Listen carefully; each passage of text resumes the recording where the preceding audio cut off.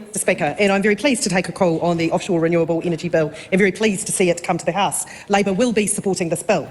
This is work that I think continues very much the work that was begun by our government. The two consultation rounds that the Minister referred to, of course, were consultation rounds that were initiated by our government. So it is pleasing to see that this work has appeared this year. The intention, of course, was to have a regulatory regime up and running this year, but it is pleasing to see that it has had some progress. But, Mr. Speaker, one of the things that I will put on the table that Labor wants to see is some increased momentum around this work. We have already seen one significant international investor leave New Zealand, partly because of lack of momentum, also because of decisions with the fast-track bill around competing interests. So, Mr. Speaker, putting on the table that while Labor supports the bill, we do think there is far more urgency that the government could bring to this work. New Zealand undoubtedly has some of the best offshore wind resources in the world. I know, meeting with the International Wind Energy Council, they described the resources that they were in New Zealand as some of the best that they had seen. So, Mr. Speaker, when we came to think about how it is that we would put together a consenting regime, we looked around the world for best examples. We looked at places like Scotland, who had put together a sophisticated regime that brought community in, and very much about how their engagement with community worked very well.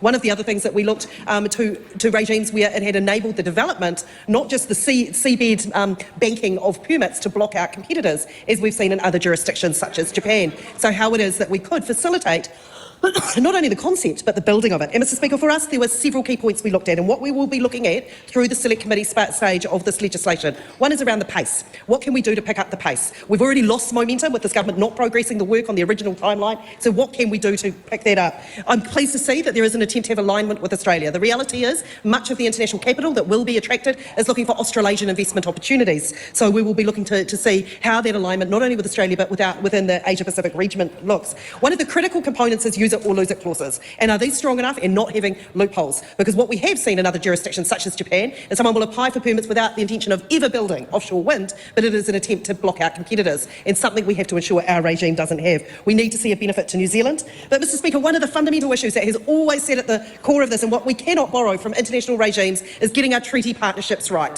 How is it that we're going to engage with mana whenua? What is the role for mana whenua? What are the opportunities in terms of the 21st century energy system that is different than the 20th century energy system, oil and gas exploration in particular, that has seen an exploitative model where mana whenua have been a tick box exercise rather than commercial players sitting at the table and there actually being good commercial opportunities. And, Mr. Speaker, at Select Committee, Labor will be ensuring that we have enduring provisions with this bill to make sure that we have this right. Because, Mr. Speaker, what international capital coming to New Zealand realises, that I don't think this government does, that unless you get this right, we will tie up offshore wind in the courts for years.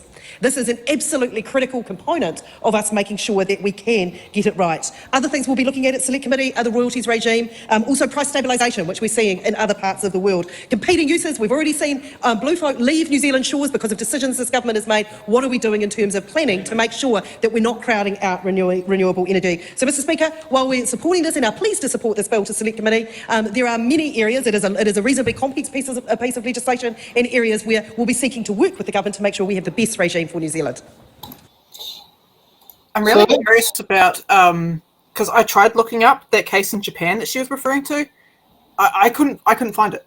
So I would love to know what she's referring to, because that would be really interesting. But yeah, I found that a lot of the questions that she asked are more like select committee questions, stuff that you'd nut out in the select committee. Yeah, that's usually where you tend to iron out the cracks in the bill, especially if you've got poorly written ones. Mm-hmm. Usually members' bills, that tends to be where they tend to make the big changes, are at Select Committee. Okay.